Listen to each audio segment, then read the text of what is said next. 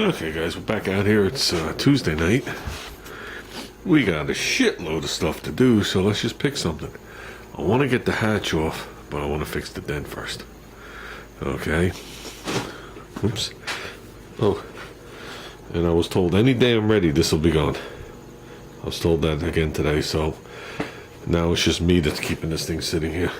So this and my engine grind will all be disappearing. It's nice. Give me plenty of room here. There was a screw on the bottom with like a tang that holds this lock, and I think that's the only way we're gonna do this. So let's get the screw out. Let's get screwed. Lock is out. Latch is out. The guide pin is out. We're gonna paint this hatch inside and out, just so you know. The paint that's in there is kind of flaky and shitty near the bottom. But I did this. Now I know there's still going to be a dent here, like a line, but that's not the point. If this edge is right, you're not going to be adding Bondo and thickening it up.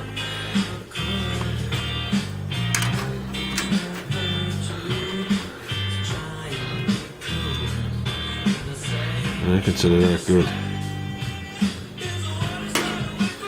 So it's nice when you run your hand across the edge. The edge feels uniform. Right above it, there's actually a line, which kind of emphasized even being gentle.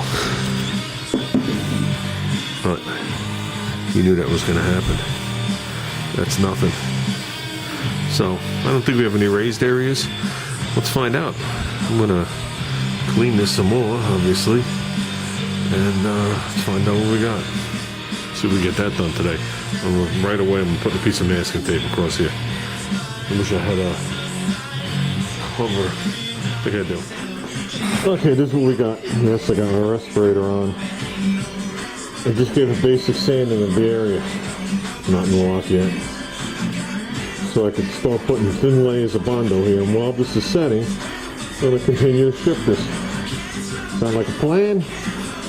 Sounds like a plan to me. I like that already. Yeah. Should have did that 12 years ago. Okay, guys, I think we're doing good. Except for when the hinges are. Everything's stripped. And that's done.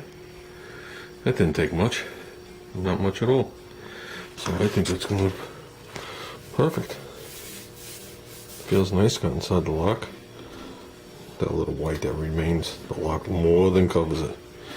So when it's scuffed, what a pain in the ass to get in that. Holy shit. I don't know if anybody's aware why locks are sunken in. Sunken in so you don't grab them with pliers and turn them. The Americans did that long before the Japanese. I can't tell you how many doors I repaired when I first started in the field. Because people would just walk up to cars and grab them with a pair of pliers and go, and get in the car. Then the customer would come in. For some reason they don't go to body shops, I don't know why. And they went, at a point, and you tell them, listen, we could do the best we can. A lot of times you pop the lock out. Well, the lock was mutilated. A lot of times I went to the parts department, got a new lock cylinder. I got the caps that went on it, the covers, okay, because they used to come separate. So I would remove the cap that was on the lock. I would sit there and recode it. I would change all the little tumblers. Okay, then I would come in here, and I would usually use very small, tiny little hammer and my brass punch, believe it or not, as a backer. So I can get in the back side of the door and use that as like a dolly. And I'd sit there and I'd work all the flaps good. And I'd say a good 80% of the time or better, you saw no evidence of damage. Sometimes you saw some scratching, but depending on how animalistic they were. But most of the times it was more beneficial for them to come to us than go to the body shop. Because the body shop might paint the door, who knows what they would do.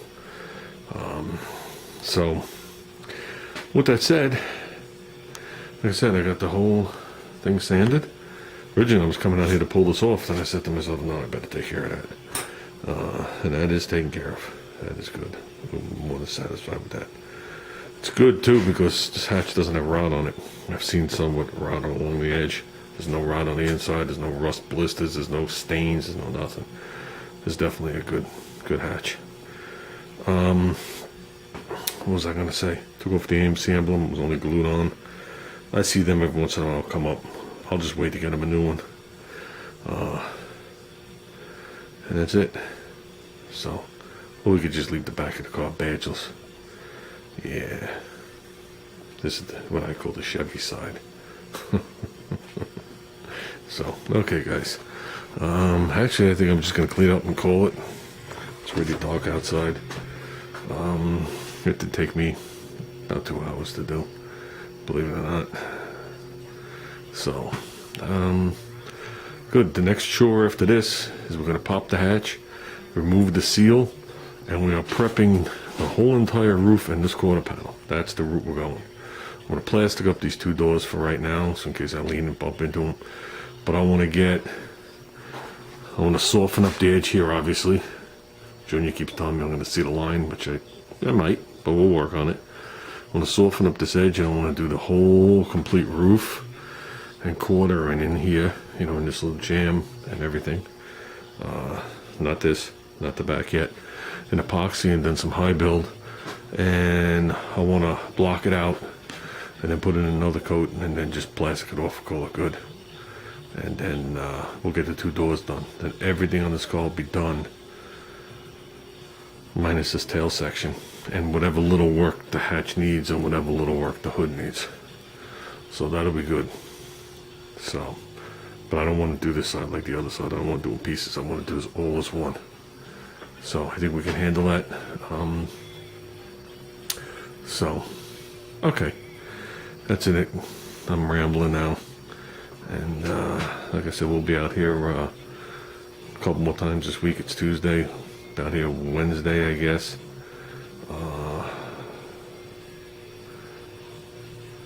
Maybe. I want to get the Outlander to work. I want to work on it Friday night. Friday night I want to throw it up on the line machine and check out that front end and line it and change the oil and do some odds and ends to it. And I don't want to drive it to work. I want to leave it at work. In case I got to order something, something's bent that I don't know of or something. So we might skip tomorrow. Thursday night I'm going out with the guys. Friday I'm working on the car. And Saturday we'll be back out here chugging along. So we'll see if we can get one more night in this week before the weekend. So we do have another gallon of high build. Got the activator. Got another quarter reducer sitting there. So we're good. We're good. We got like, I don't know, a quarter of that can left in high build. So we got another gallon there. So hopefully that's enough for the car. So things like this won't need a lot of high build. But, you know, things like the quarters in the door and all that stuff will. So, okay guys. That's it. We are out of here. And this is what I used to straighten out the edge. I wasn't that worried about the front because I knew the front was going to require Bondo. I didn't want to put galling across the back lip. So when you open it up, because people will look, say for someday the car goes for sale, people will look at the back edge for rot. And if they see a bunch of gallingness, you know what I mean, it always throws up a red flag. So, hopefully the car's not for sale in my lifetime. And hopefully I live a while.